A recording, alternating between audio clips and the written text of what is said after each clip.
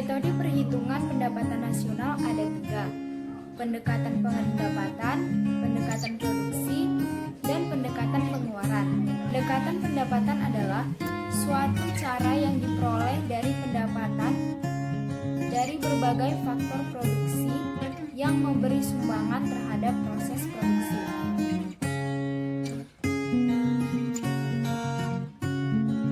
Kompensasi untuk pekerja. Pekerja mendapat upah dan gaji serta penerimaan lain. Pemberian tunjangan pensiun, jaminan sosial, serta pendapatan lainnya. Keuntungan perusahaan merupakan pendapatan yang dihasilkan oleh suatu perusahaan karena mengelola sumber daya yang dimilikinya. Keuntungan perusahaan tersebut ada yang digunakan untuk membayar pajak, membayar dividen, dan ada yang merupakan laba yang ditahan untuk mengembangkan perusahaan lebih lanjut. Pendapatan usaha perorangan merupakan pendapatan yang diterima dari penggunaan tenaga kerja dan hasil usaha perorangan, seperti petani.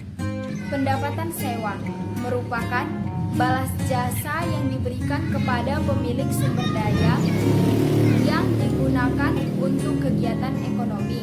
Contohnya hak cipta, hak paten. Bunga neto. Bunga yang dimaksud di sini adalah bunga yang dibayar oleh perusahaan dikurangi dengan bunga yang diterima oleh perusahaan.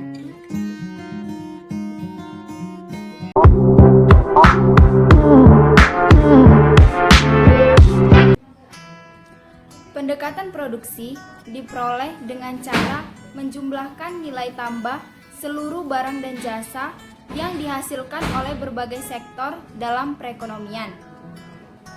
Perhitungan pendapatan nasional dengan cara pengeluaran dapat membedakan pengeluaran atas barang dan jasa yang dihasilkan ke dalam 4 komponen, yaitu pengeluaran konsumsi rumah tangga, pengeluaran pemerintah, pembentukan modal sektor swasta, dan ekspor neto atau ekspor dikurangi impor. Yang pertama, pengeluaran konsumsi rumah tangga.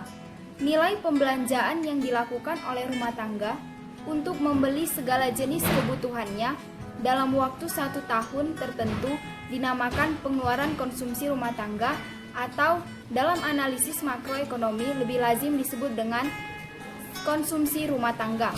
Pengeluaran untuk rumah digolongkan sebagai investasi. Berbagai pengeluaran seperti membayar premi asuransi, memberi sangu pada orang tua, atau memberi biaya untuk anak sekolah tidak digolongkan sebagai konsumsi karena tidak merupakan pengeluaran atas barang atau jasa yang dihasilkan dalam perekonomian. Pengeluaran pemerintah. Pemerintah membeli barang untuk kepentingan masyarakat.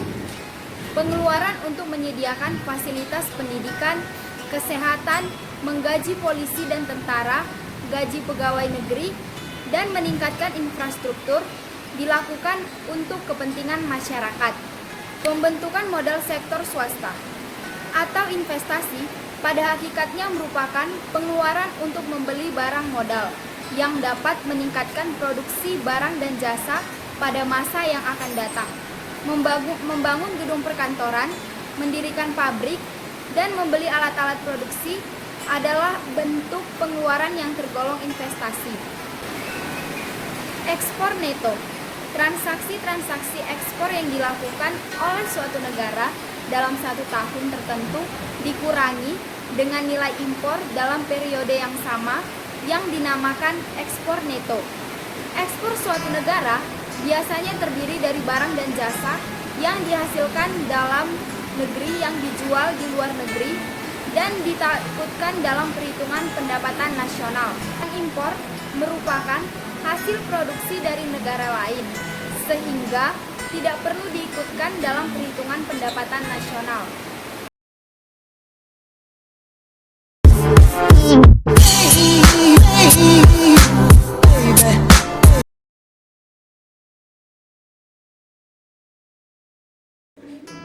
Pendapatan per kapita adalah pendapatan rata-rata penduduk dalam suatu negara. Variabel menghitung pendapatan per kapita adalah produk domestik bruto dan jumlah penduduk.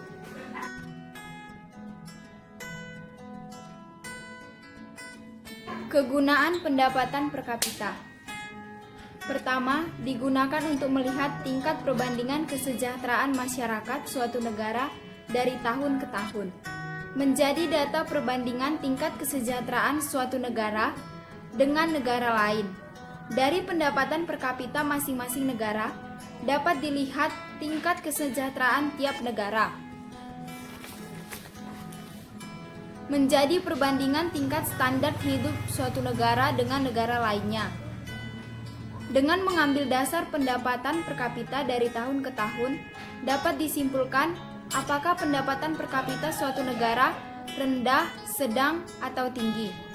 Menjadi data untuk mengambil kebijakan di bidang ekonomi. Perbandingan pendapatan per kapita.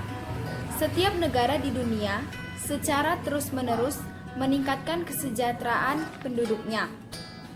Jika dibandingkan dengan negara ASEAN, Indonesia termasuk salah satu negara yang memiliki pendapatan per kapita menengah.